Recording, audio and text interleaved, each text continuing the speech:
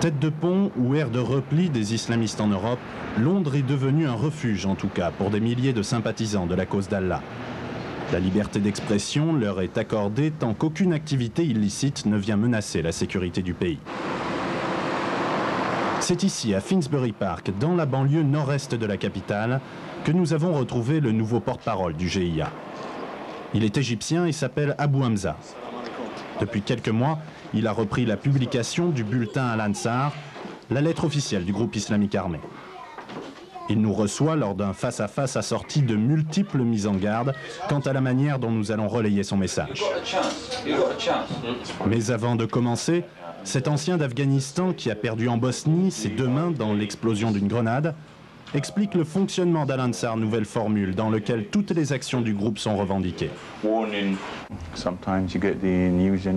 Parfois nous recevons tant d'informations qu'il faut les répartir sur 2 semaines. On reçoit jusqu'à 20 pages d'opérations.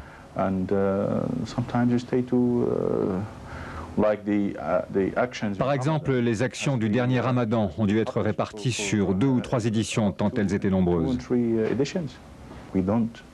Nous ne modifions rien. Nous n'altérons en aucun cas les informations concernant les combats sur le terrain. Tout ce que les Moudjahidines revendiquent a effectivement été mené à bien. Parfois, ils révèlent qu'ils ont tué des femmes. Nous n'avons pas peur d'annoncer ce type d'action. Tous les 15 jours, en couverture, se rappelle. Le GIA met en garde contre les mensonges des médias impies et assume la responsabilité de ses opérations. Actions revendiquées en page intérieure, par région, avec le nom du commando et la localité visée. Les comptes rendus, généralement faxés, sont mis en forme et commentés par Abou Hamza lui-même. Le nouveau rédacteur d'Al-Ansar a pris possession de la grande mosquée il y a quelques mois. Il en est devenu l'imam. Quant au bulletin du GIA disparu à la suite de la campagne d'attentats perpétrés en France en 1995, sa réapparition en agace plus d'un. Du côté du fils notamment, où l'on fustige l'arrivée de l'Égyptien. Abou Hamza, c'est un ancien voyou connu à Londres ici, et qui fait partie du Tekfir, donc il considère tous les autres qui ne partagent pas les mêmes idées comme des koufars et qui méritent d'être tués. Ce gens-là, il a autour d'eux pas plus de 20 personnes, peut-être plus, peut-être moins. Ce nouveau staff a repris les mêmes contacts avec Antar Zouabri. Eux, ils le disent. Ils disent que nous avons des contacts téléphoniques et il est très probable qu'ils sont en contact avec une caserne ou un poste de police. Depuis longtemps déjà, le fils condamne en effet les agissements du GIA, dont il affirme qu'ils sont orchestrés par les services secrets algériens. Abou Hamza, lui, explique comment il est devenu le diffuseur de la parole des groupes armés, alors que leur responsable avait décidé de rompre toute communication, grâce à d'anciens compagnons d'armes. J'ai connu plusieurs de ses frères au Pakistan et en Bosnie. De retour en Algérie, ils ont rejoint les Moudjahidines du GIA et ont réussi à les convaincre qu'ils ne devaient pas se désespérer à propos de l'opinion que l'on se fait d'eux, de leurs idées, lorsqu'on les accuse aussi de tuer les femmes et les enfants de manière injustifiée. Je leur ai dit que j'étais l'homme qui pouvait transmettre leur vrai message. Alors ils ont commencé à m'envoyer des lettres. Comment pouvez-vous être sûr que ceux qui vous envoient ces informations sont vraiment des Moudjahidines? Non, nous sommes sûrs de cela. Je reconnais moi-même l'écriture de certains d'entre eux. Nos frères ont mis une bombe extrêmement puissante dans le marché d'Al-Khalia qui a tué un grand nombre d'apostats, leurs familles, ainsi que 10 de ceux qui ont abandonné la prière et 2 imposteurs qui extorquaient la population en se faisant passer pour des combattants du GIA.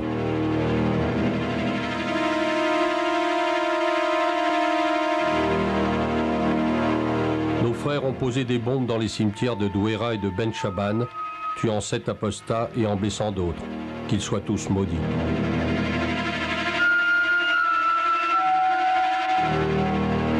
Une bombe a explosé à l'intérieur d'un lycée connu pour être un lieu de prostitution. 14 putains ont été tués.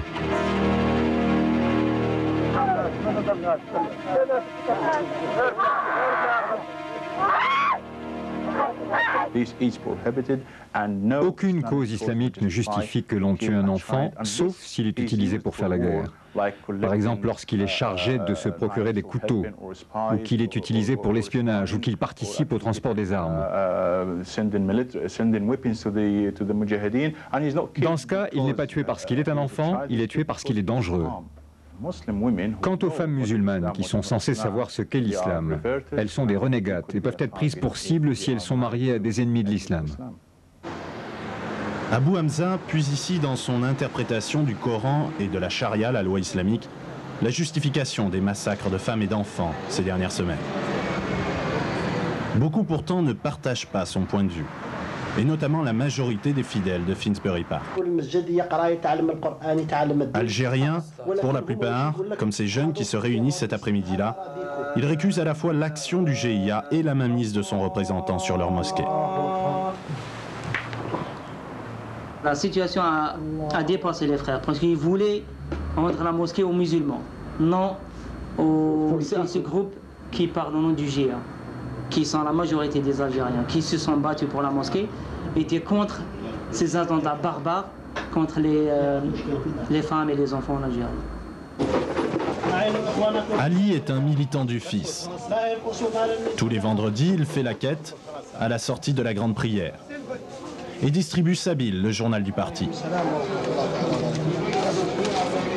L'argent, nous dit-il, est envoyé aux veuves et aux orphelins. Pas question en revanche de donner un sou aux distributeurs d'Al-Ansar et au GIA. Il explique pourquoi. Moi, je ne te donne pas un centime pour eux, parce que j'ai peur, ce centime, il va acheter un Kalachnikov pour tuer mon frère là-bas, en Algérie. S'il tue un gendarme, je suis d'accord. Tu m'as compris? S'il tue un gendarme, je suis d'accord. Pour un policier, ok. Pour tuer une femme qui ne fait pas le hijab, ou un garçon ou une fille, qui travaille pour le gouvernement. Je ne suis pas d'accord. Pour Ali et ses amis, le GIA d'Antar Zouabri n'a plus rien de commun avec l'islam. Une cause dont ils sont, eux, les seuls vrais défenseurs. Ils soutiennent la guerre que mène le bras armé du Fils, l'AIS, sur le terrain. Une guerre propre, exemple en image. C'est l'AIS, ça, c'est pas le GIA. Ils ont fait un barrage. Un barrage sur la route, un barrage de contrôle. Ils ont trouvé un camion qui porte l'alcool, le vin, etc., la cigarette. Alors, ils ont fait bien. Ils ont brûlé ce camion. Ces images de l'armée islamique du salut en action, diffusées sur cassette vidéo, 50 francs pièce, font leur fierté. Rien à voir avec le jusqu'au-boutisme meurtrier du GIA, qui en fait selon eux un allié objectif du gouvernement Zerwal et un ennemi de fait du Front islamique du salut. Il n'y a plus de discussion, il n'y a plus d'invitation pour s'asseoir à une table. Le seul message qui reste valable pour eux aujourd'hui, c'est tuer et c'est tout. C'est encore pire que ce que fait le gouvernement. Le Fils se bat pour négocier et négocie pour se battre. Ce n'est pas un bon objectif. Ces gens essaient d'avoir l'air modérés ou encore de se prostituer auprès des régimes occidentaux et d'en profiter.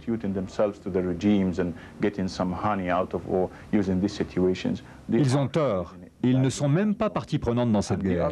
Et de fustiger dans le numéro du 18 avril ceux qui restent à l'arrière du combat avec les femmes et les enfants. Citation des successeurs du prophète à l'appui. Le gouvernement algérien humilie le Fils et les autres groupes en leur disant, à propos des élections, « Vous ne pouvez pas porter un nom islamique si vous voulez vous porter candidat. » C'est une humiliation pour eux. Le gouvernement les expose ainsi à la face de leurs propres sympathisants. Ils sont obligés de raser leur barbe, de changer de nom. Alors leurs sympathisants vont devoir réfléchir. Et ils comprendront que le véritable adversaire du gouvernement, ce ne sont pas les partis islamistes modérés, c'est le GIA. Parce que le GIA ne veut même pas entendre parler d'élections. Commando Al-Idia. Nos Moudjahidines, que Dieu les garde, ont attaqué la localité d'Al-Madia, dont les habitants sont connus pour leur soutien au pouvoir. Ils ont appliqué le jugement de Dieu sur 31 d'entre eux. Localité de Zoubera. Nous avons découvert 3 miliciens et leur corps.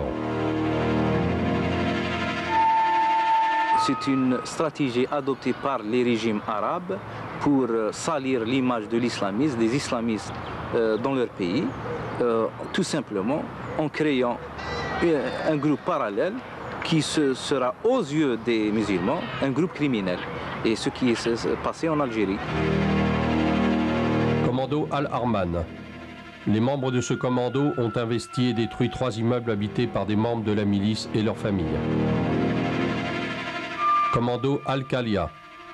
Nos frères ont égorgé 5 membres d'une famille dont on savait qu'ils soutenaient 2 de leurs fils, l'un milicien et l'autre soldat de réserve. Ali nous fait visiter la mosquée, lieu de cette lutte entre frères. C'est dans ces locaux qu'Abou Hamza produit le bulletin Al-Ansar.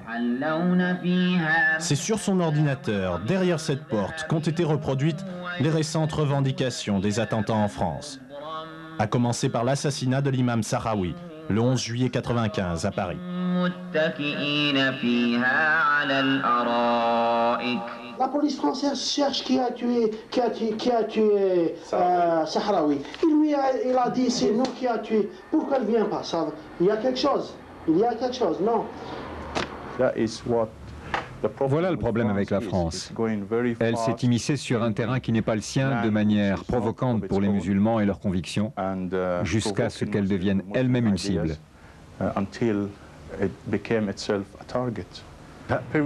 La période actuelle est une période de montée en pression, tout comme celle de 1995.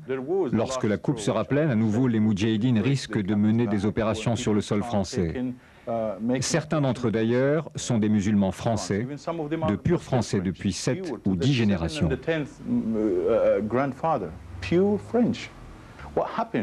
Ce qui s'est passé la première fois lorsqu'ils ont décidé de mener des actions sur le territoire français, c'est que le gouvernement français a réagi en sévissant, en punissant, en arrêtant des gens ici et là. Alors les Moudjahidines se sont cachés. Mais lorsque la pression va recommencer à monter, le couvercle va encore finir par exploser.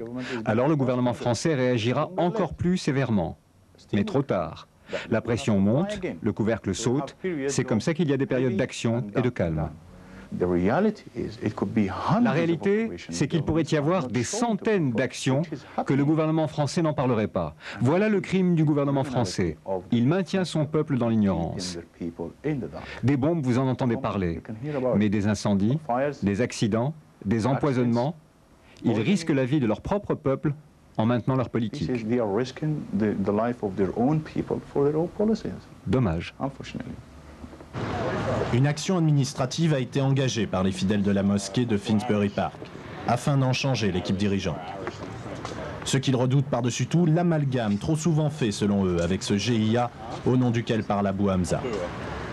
Ce dernier, lui, continue de transmettre la voix du vrai djihad en toute liberté et en toute légalité.